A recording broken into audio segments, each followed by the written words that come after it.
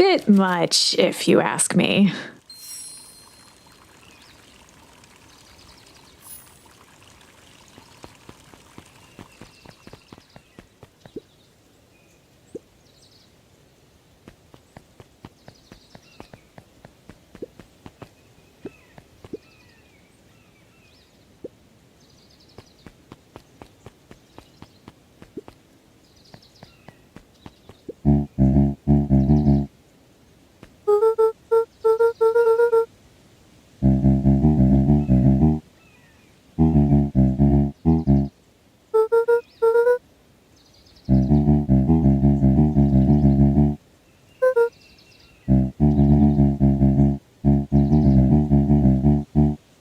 A promise Gran regretted the second it was made.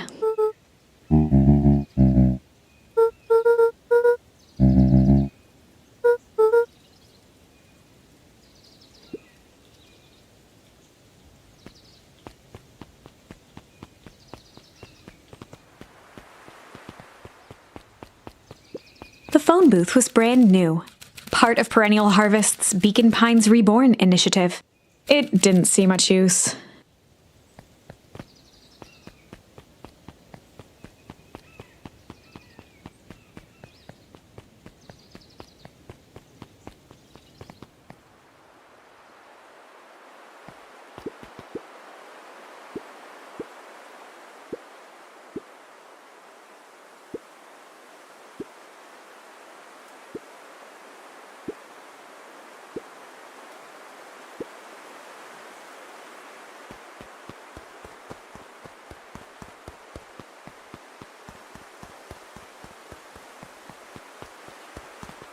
The path led into a small hollow at the edge of Weepwood.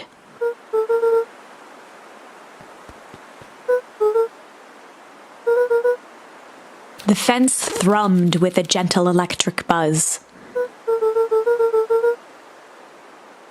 Luca often asked himself what Rolo would do, so that he could rule out that option.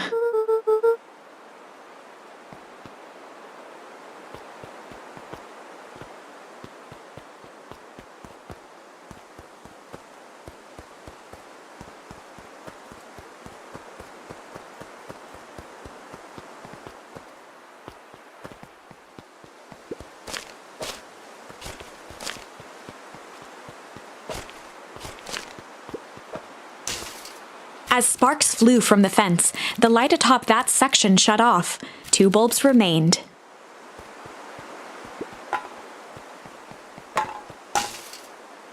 One more to go.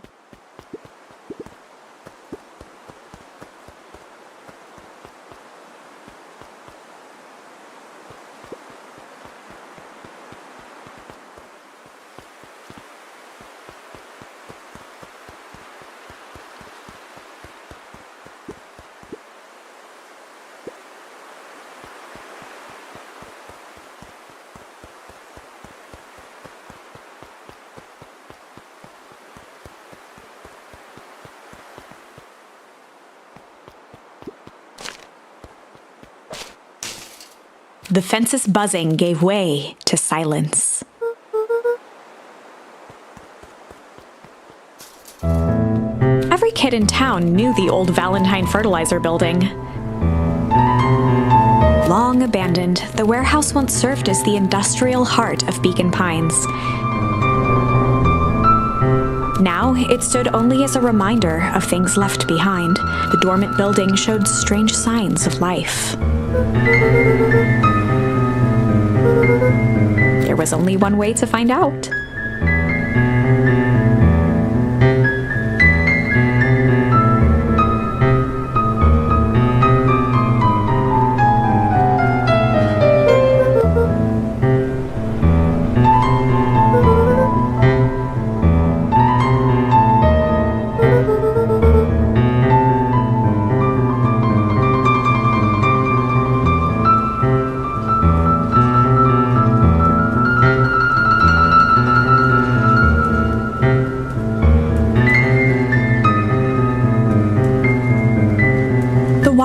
Almost diseased. It flowed slowly into the woods.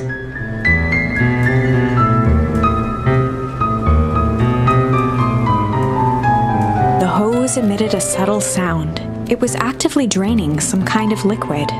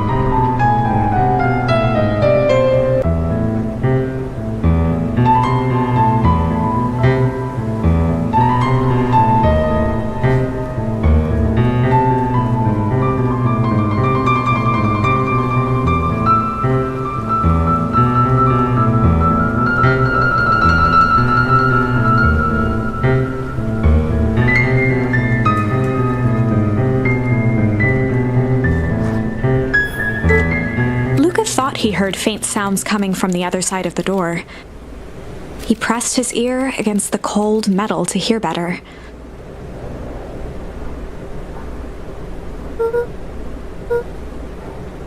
The sound of footsteps grew louder.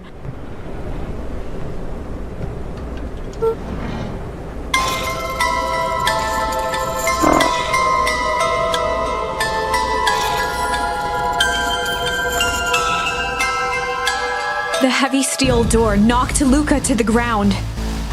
Disoriented, he looked up to see an imposing figure silhouetted in a green glow. It lunged toward him. He tried to scramble away, but felt a gloved hand latch onto his ankle. Luca watched his fingernails leave trails in the dirt as the hand slowly dragged him back through the door, into the lab, into the green light. This is a story about change. It was far from the sort of change Luca imagined for himself. But change is, after all, a dangerous animal. The end? I probably should have warned you about this. There are many paths that our story can take. Most will end in tragedy. But don't let that discourage you. We will find the ending that this story deserves. I just know it. From here on out, a charm will have a check mark when it's been used to its full potential at a given turning point. Now, let's try something different.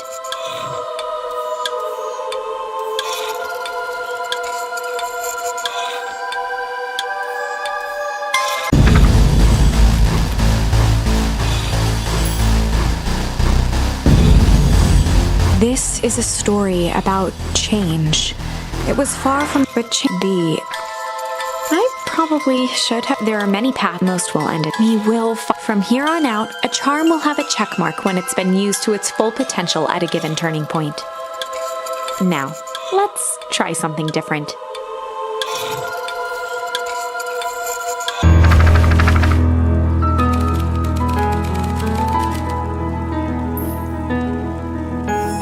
In the past, he found the best way to deal with an enraged Roxy was to be a little chill.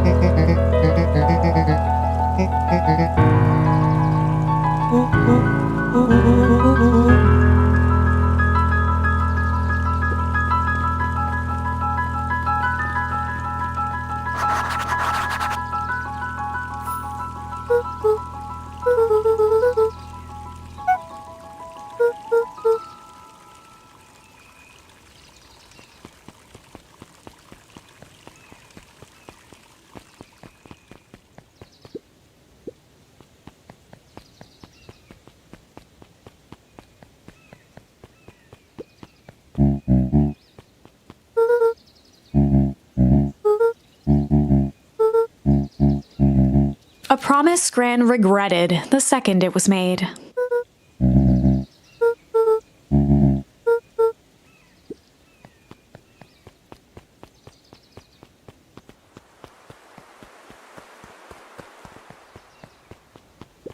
After the foul harvest destroyed their wealth and reputation, the Valentines shuttered off their estate from the rest of town.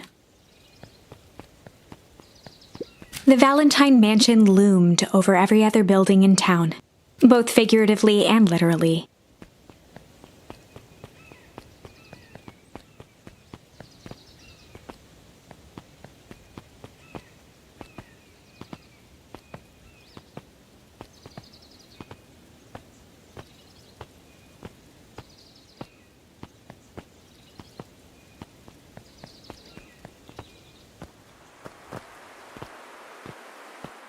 The path led into a small hollow at the edge of Weepwood.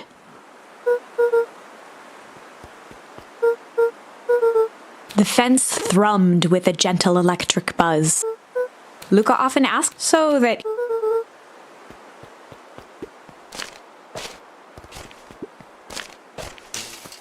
as spark 2 bulbs remain. One more to go. The fence is buzzing. Every kid in town knew long abandoned. Now it's the dormant building. There was only one way to find out.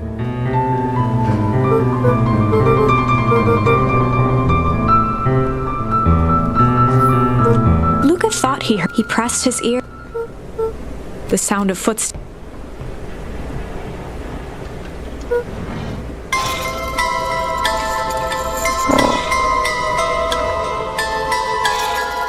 The heavy steel door knocked, disoriented. It lunged. Luca. This is a story about change. It was far from the sort of change Luca imagined, but change is the. There are many paths. Most will end in. We will from here on out. Now.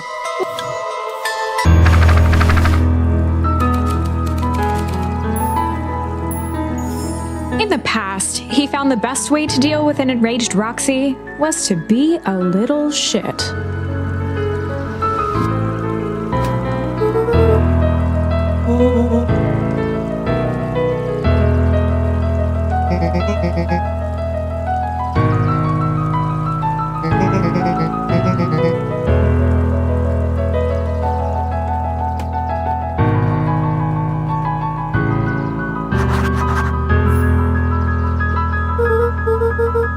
Solomon Valentine, current ward of and future successor to the Valentine fortune, huffed as he brushed off his pants.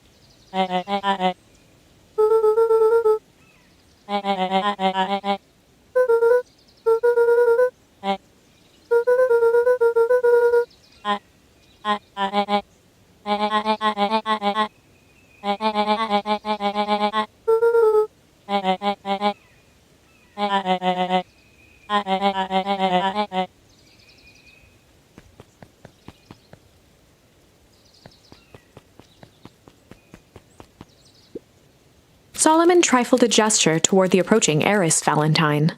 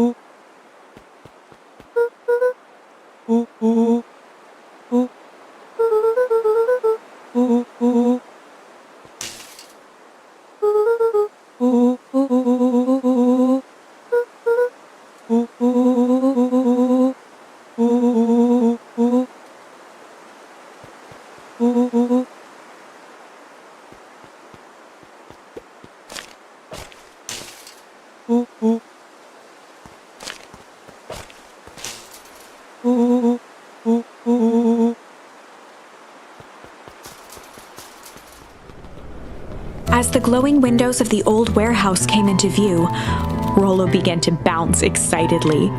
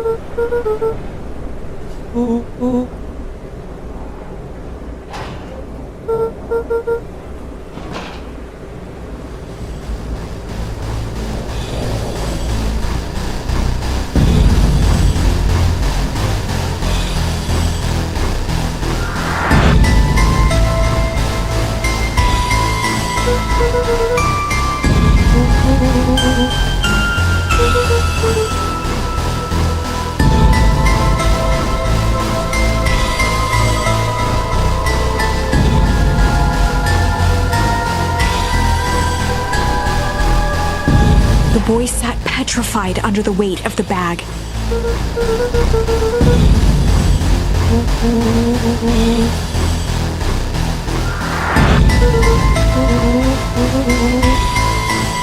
Rolo felt around at the large sack which burdened them. He snapped off a tag from just within a small zipper opening in the bag. Rolo held the badge up to a faint shaft of light within the dumpster.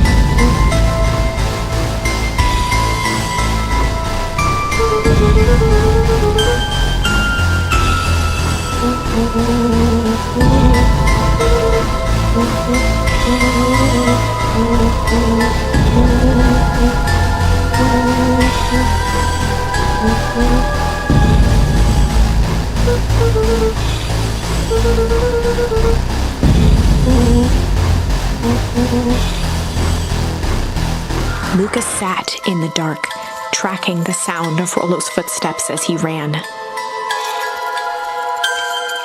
1, 2, 3. He pressed his ear to the dumpster wall, straining to hear Rolo's footsteps as they faded away. 15, 16, 17. He tried not to think about the contents of the dumpster as he counted. 35, 36, 37. The thick stench made it hard to breathe. Screw it, that's long enough. Luca carefully lifted the lid and peered out. Nothing. No sign of Rolo. No sign of the man in the yellow suit. Time to haul ass. Luca clambered from the dumpster, stumbling to his knees. He was up like a shot and running, sprinting toward home as fast as he could. Beacon Pines flew by, blurred by the tears that welled up in his eyes. He wouldn't remember getting home at all that night. Throwing his front door open, storming up the stairs to his room and surrendering to sleep almost as abruptly as he hit his pillow. Chapter 3. Finding a friend. The next morning, it was quieter than usual at the breakfast table. Only the sound of silverware and chewing interrupted the awkward silence.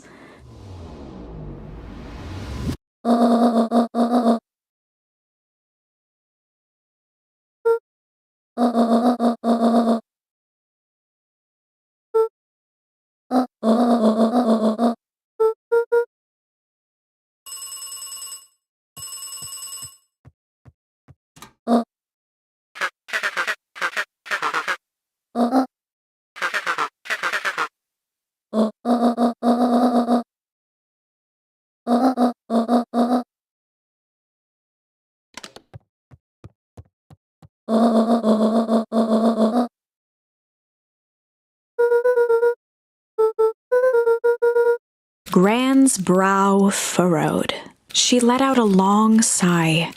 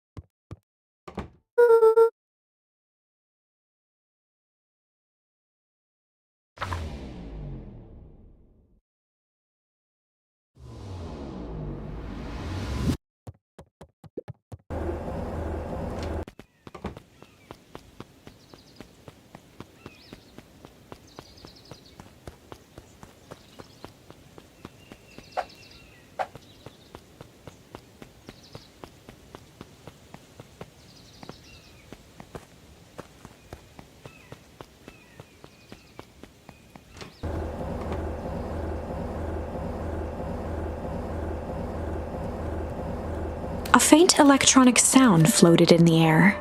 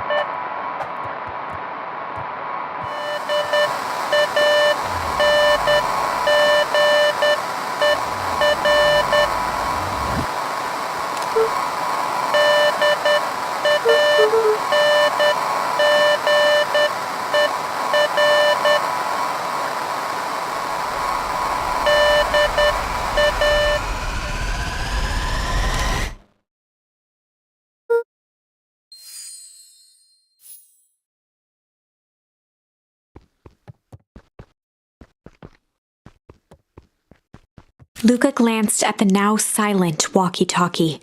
He wasn't sure what to think.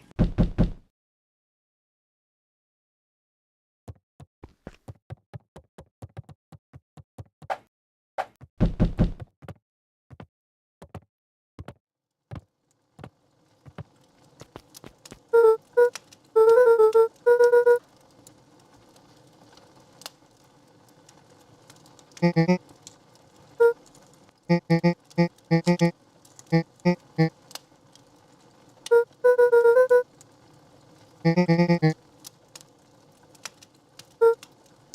pit formed in Luca's stomach.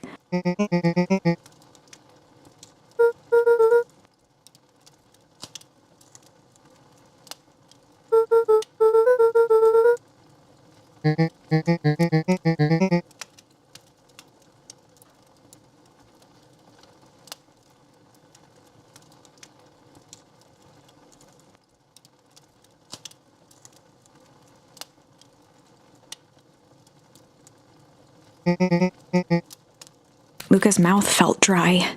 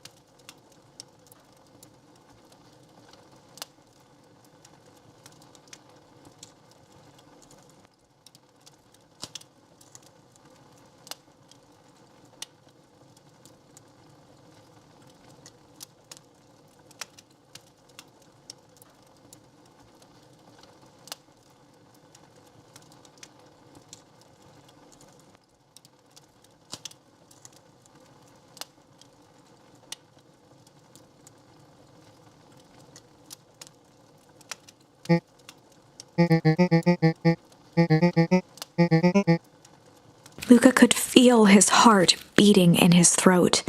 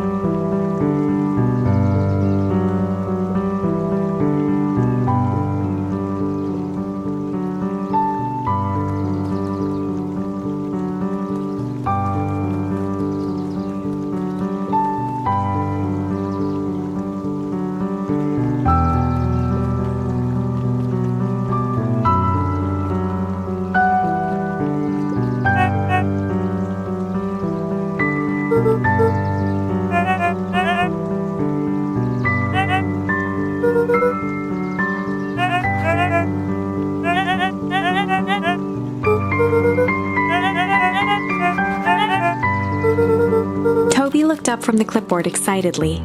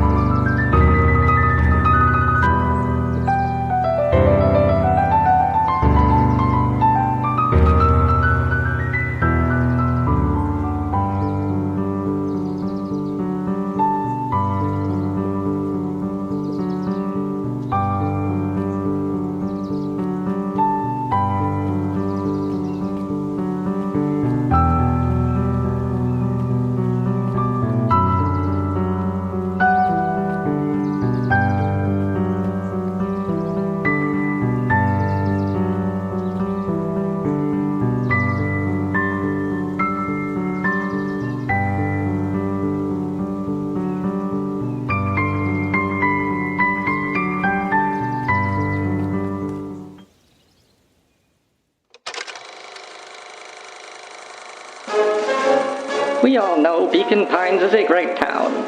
What you may not know is great towns grow from mighty roots. And that is why you cannot tell the story of Beacon Pines without telling the story of one Shopper Valentine. Young Shopper's keen intellect and strong moral fiber led to a grand vision. A vision of a community dedicated to a better tomorrow. In his own words, a better tomorrow is within our grasp, but it requires a singular mind to harness it. Lucky for us, he decided to grow that vision here, in Beacon Pines. And how does one grow a better tomorrow? With fertilizer, of course. Valentine's Fertilizer Company became the lifeblood of a town yearning for purpose. But then tragedy struck, a scientific experiment gone wrong. An accident which took Shopper away from us far too soon. To this day, we struggle to pick up the pieces. But one foul harvest isn't enough to stop the people of Beacon Pines. The spirit of Shopper Valentine lives on. It lives in the hearts of everyone with a dream for a better tomorrow. Together, we will follow his example and grow a bountiful future. Paid for by the Valentine family and the Valentine Fertilizer Company Reverence Fund.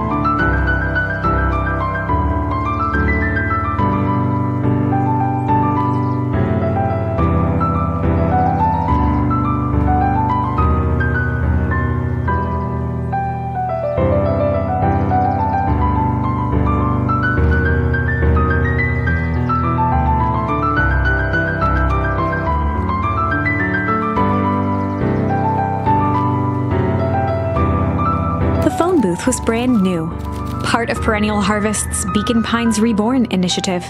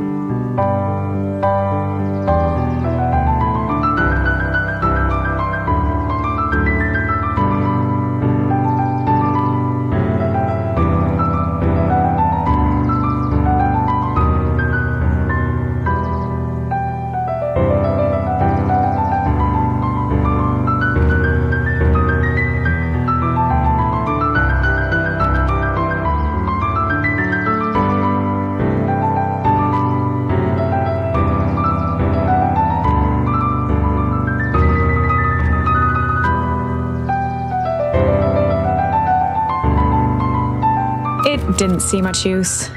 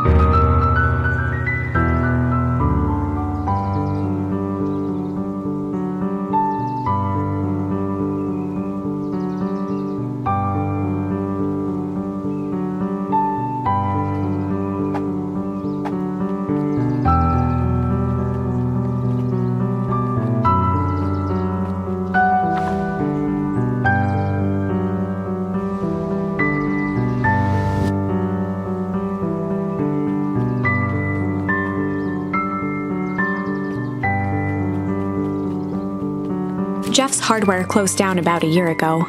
The effects of the foul harvest stretched wide. When there are no crops in the field, tractors don't need fixing.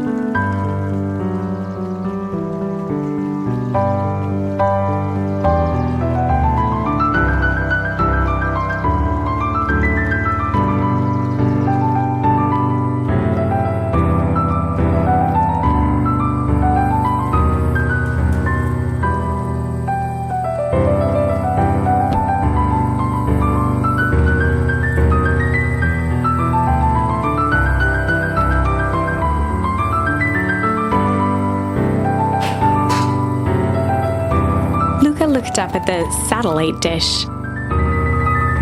Rolo nearly killed himself putting that up into the tree. While it didn't turn the radio into an interstellar communicator, as he'd hoped, it did at least boost the signal enough to overhear truckers one town over.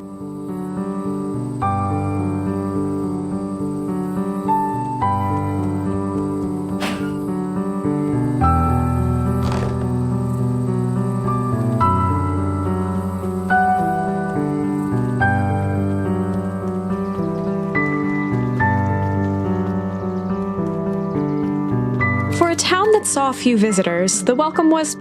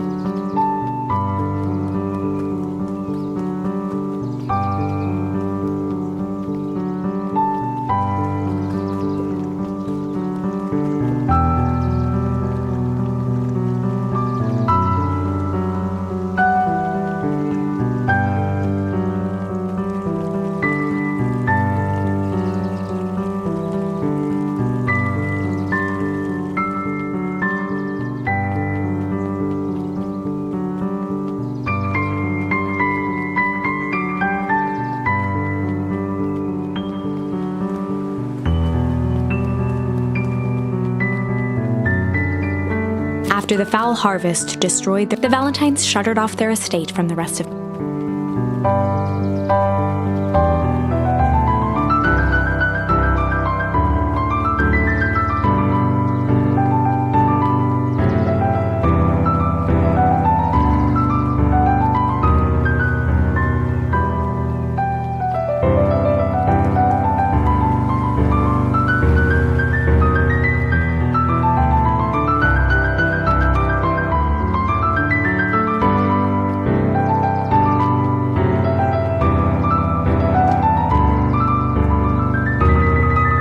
volunteered at the library during the summers.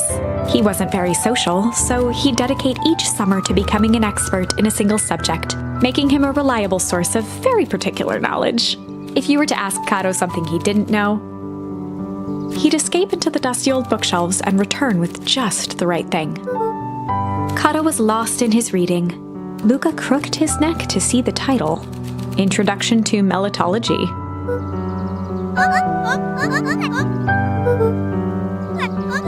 He gestured to the shelves.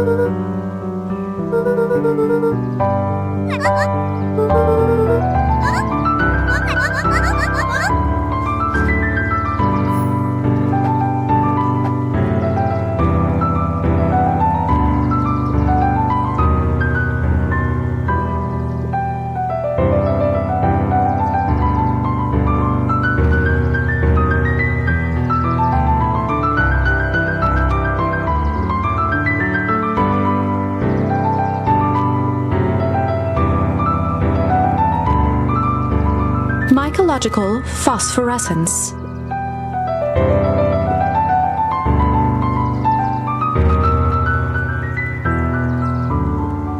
Oh, the cobs I've eaten, a salad-centric travel guide for the mildly adventurous.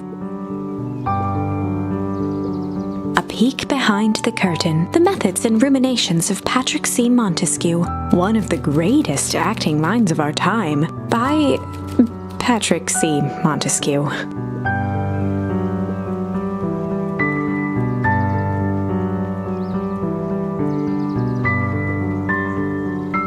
The entire top level of the library was devoted to comics, most of which were Hank Atomic and the myriad of lesser revered spin-offs.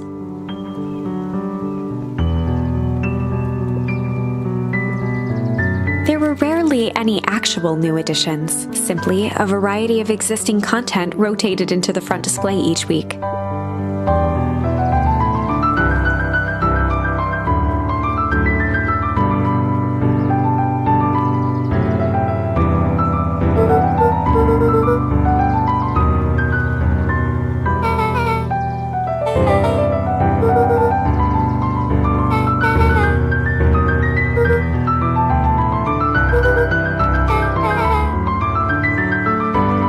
Beck's family moved often, giving her little time to establish any real connections. She would tell you she prefers it that way.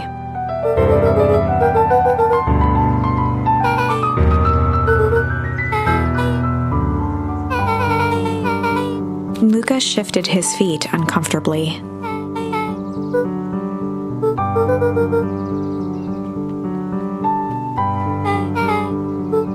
Beck pulled a coin from her pocket.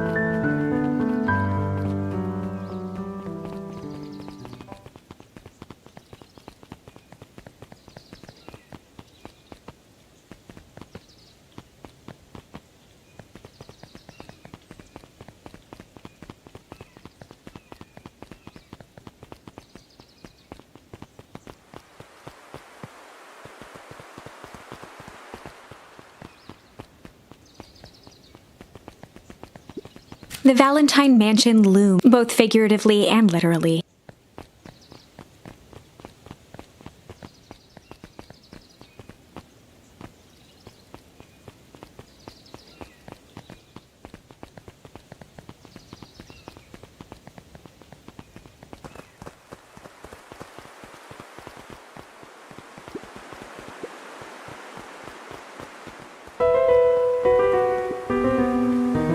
Luca felt a chill as he approached Beck. Her eyes were locked on the strange green liquid. The nearby grass was coated in a fine layer of frost.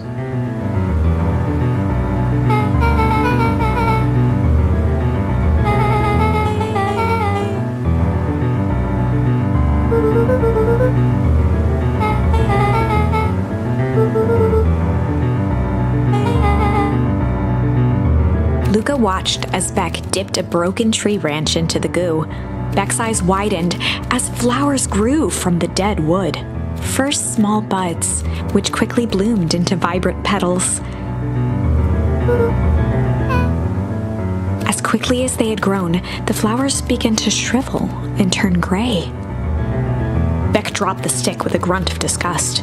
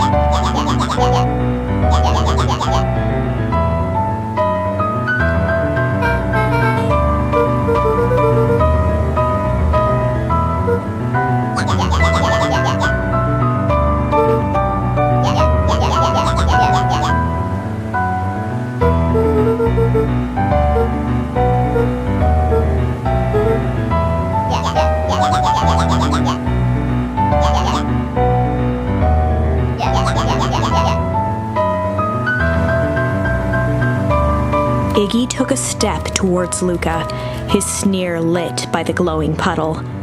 Beck could see tears welling in Luca's eyes, his fists clenched. Some things about Beacon Pines were very different from the city. But a bully from a hayseed town is really no different from a city bully. Beck took a deep breath and thought.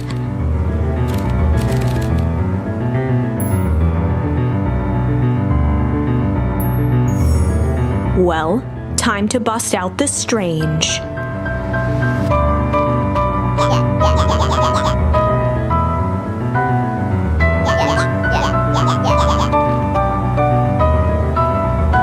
Beck stared in silence, the only sign of life being the twitch of an eye.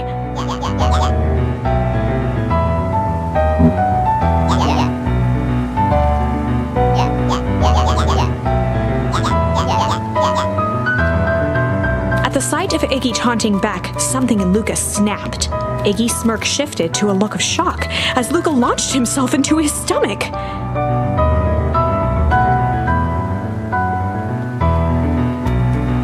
Iggy's clothes were drenched in the glowing ooze. Iggy's voice began to slur as he struggled to get up.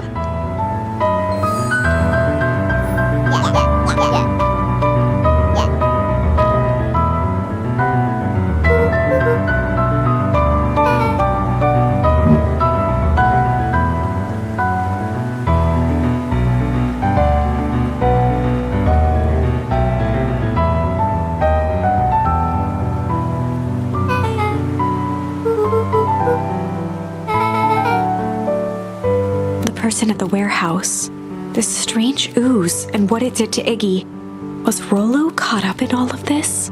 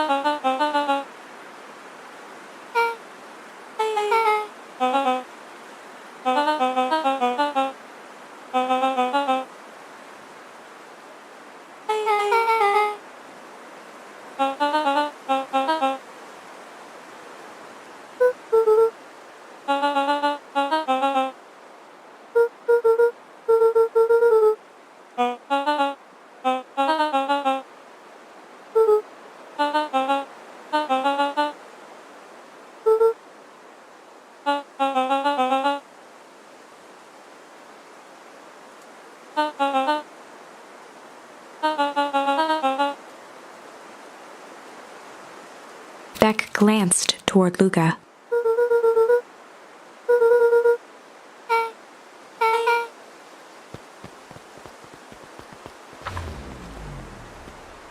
Rolo was safe.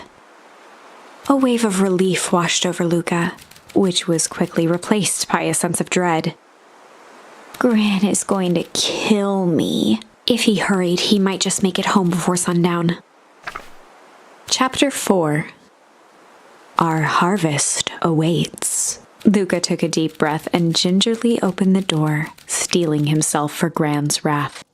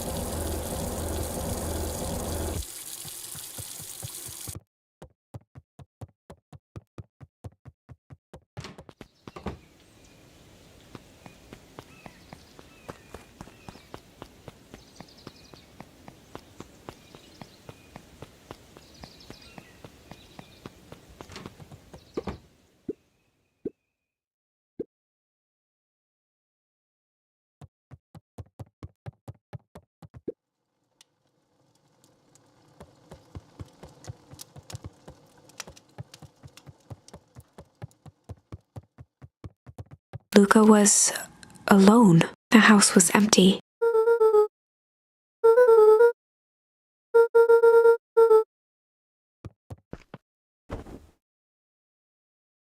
Luca was sitting by the pond, listening to small waves lap against a rock.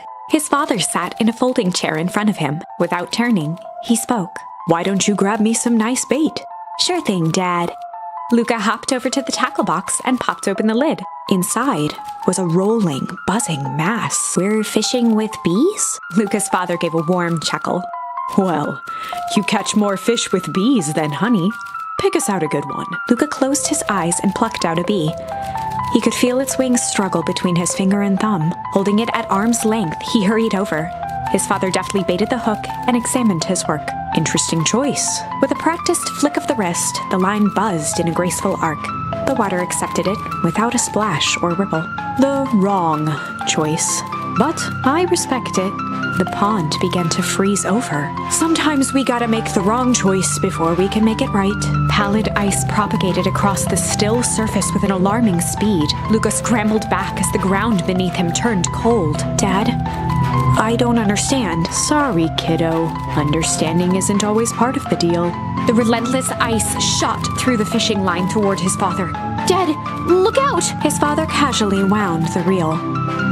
"None of it's your fault, you know. Never was." "Dad, we have to go." Luca grabbed his father's shoulders, trying to pull him away.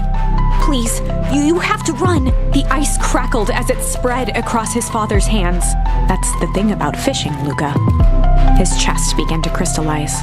"You toss your hook in, and you never know what you're gonna pull out." A shock of searing cold ran up Luca's arms. He gave one last desperate tug. The chair tipped backwards in a single frozen mass. Luca tried to stop the momentum, but it was too late. He watched the icy form of his father slam into the hard ground, shattering into 1,000 pieces that crowded around his feet. "Dad, I don't understand. What does all this mean? The gentle rustle of leaves was the only reply.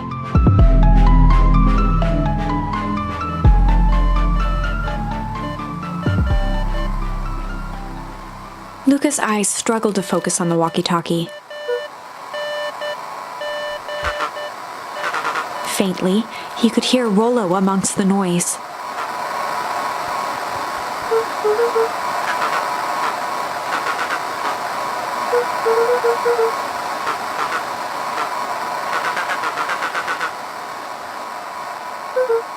Rolo's voice was coming through more clearly now, but some words were still just static.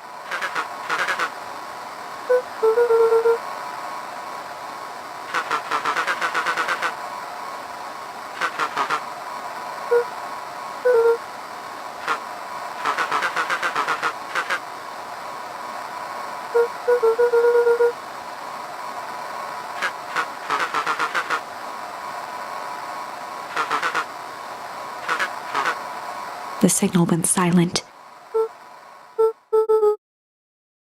Luca held still, waiting for a response, his pounding heartbeat marking the passage of time.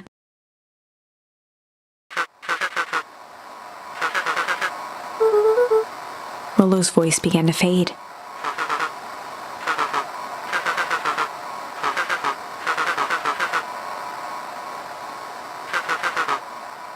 With that, the signal died for good.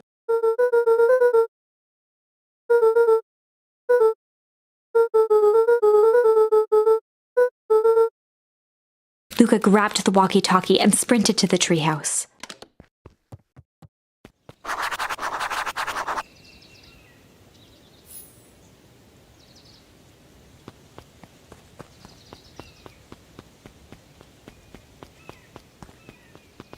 Luca heard a group of footsteps approaching. He dashed behind the bushes to avoid being spotted.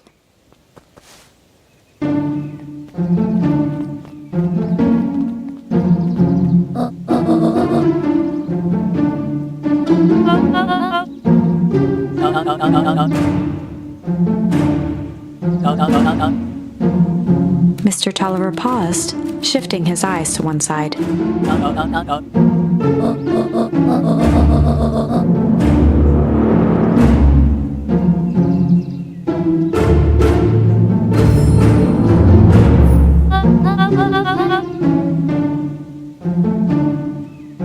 Mr. Tolliver took one long, quiet breath.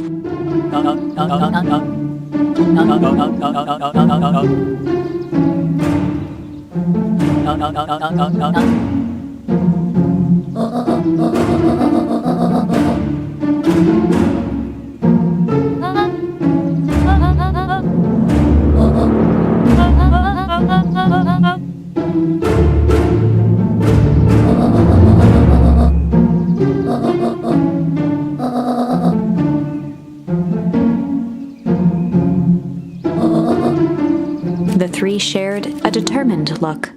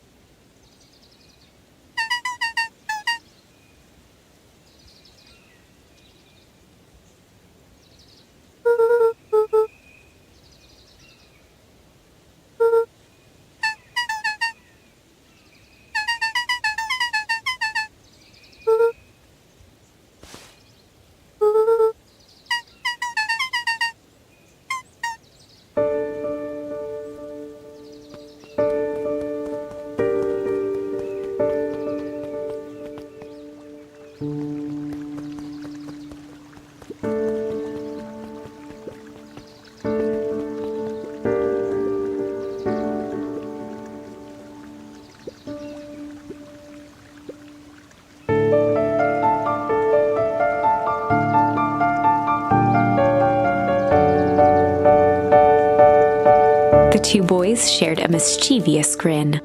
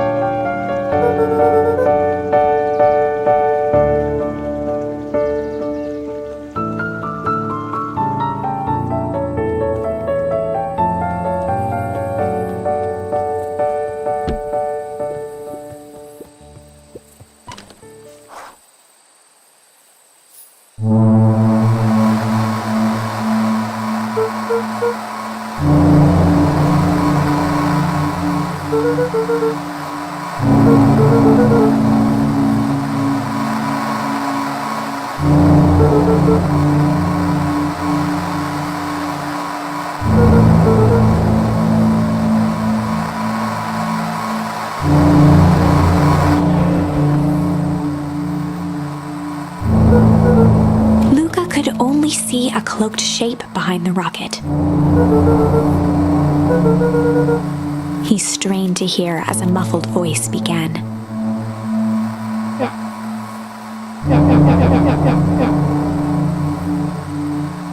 Fear gripped Luca's throat.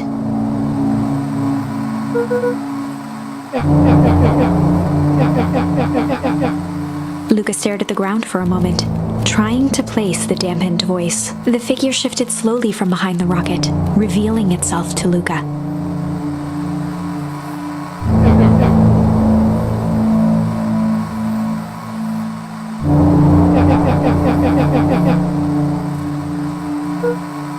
Luca reached over empathetically.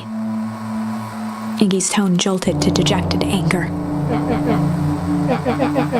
Luca slumped to the ground, overwhelmed by guilt.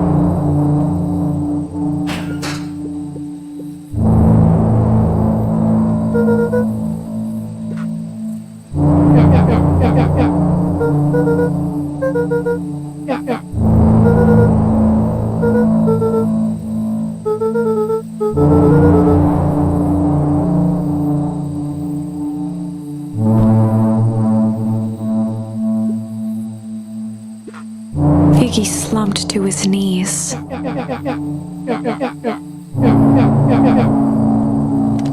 Luca grabbed the walkie-talkie and headed for the window. Luca and Iggy climbed up the back of the treehouse to its roof, where Rolo had constructed his MCDC, the Mission Control Defense Cannon. From behind the crowd of clipboards, William Kerr strode forward, a warm smile on his face.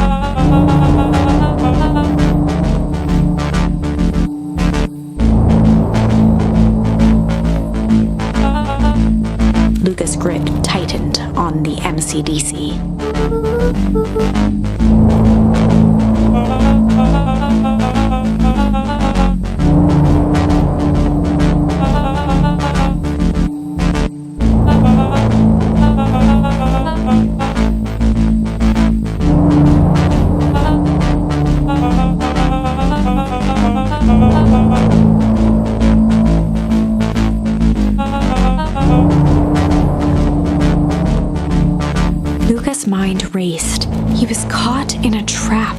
What do you do when there's no hope? Iggy wiped his cheeks with a sleeve. What are you gonna do, Luca?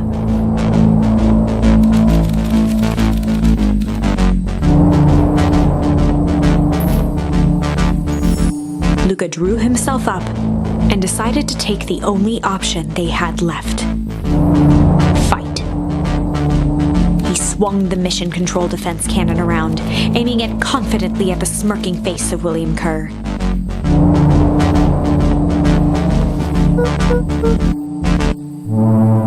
Luca summoned his most insolent demeanor.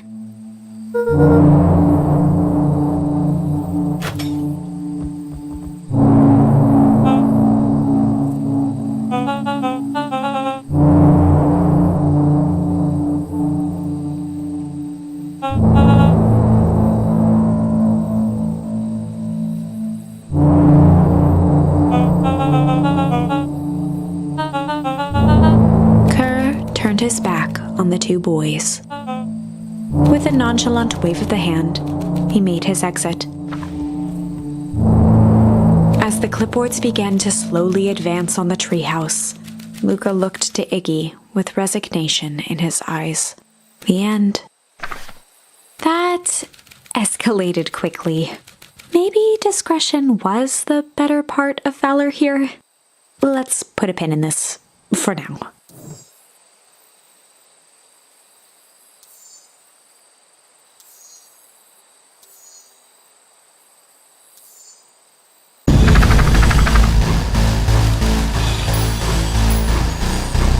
This is a story about struggle. Luca could hear a machine humming somewhere nearby. He felt around wildly, searching for something, anything that could help. His hands found a hard object, maybe a tile? He yanked it free, lifting the cold stone. Let me. Luca swung the tile as hard as he could at the shape that still held fast to his leg. He heard the crack of glass as the stone hit the assailant's mask. With a muffled yelp, the hand let go. Luca was free and scrambled to the door. He never looked back once on the long run home. Chapter 3.